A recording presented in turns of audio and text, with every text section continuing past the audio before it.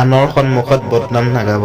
স্বামী আৰু পত্নীৰ মাজত মনোমালিন্য আৰু মাজে মাজে কাজিয়া হোৱাটো এক সচৰাচৰ কথা। কিন্তু ইজনে সিজনক বেয়া বুলি আনৰ সন্মুখত থকা ক্ৰুটিবোৰ দেখুৱাই পতি পত্নীৰ সম্পৰ্কত বিৰূপ প্ৰভাৱ পেলাব পাৰে। কেতিয়াও এনে ভুল নকৰিব। প্ৰেমতকৈ সন্মান অধিক গুৰুত্বপূৰ্ণ। পতি পত্নীৰ সম্পৰ্কত প্ৰেম গুৰুত্বপূৰ্ণ, কিন্তু ইজনে সিজনক সন্মান কৰাটো সমানে গুৰুত্বপূৰ্ণ। সদায় মনত ৰাখিব যে সকলোৰে সন্মান আছে। পতি পত্নীৰ সম্পৰ্ক এক সমান সম্পৰ্ক, য'ত সন্মানৰ ভাৰসাম্য অতি গুৰুত্বপূৰ্ণ।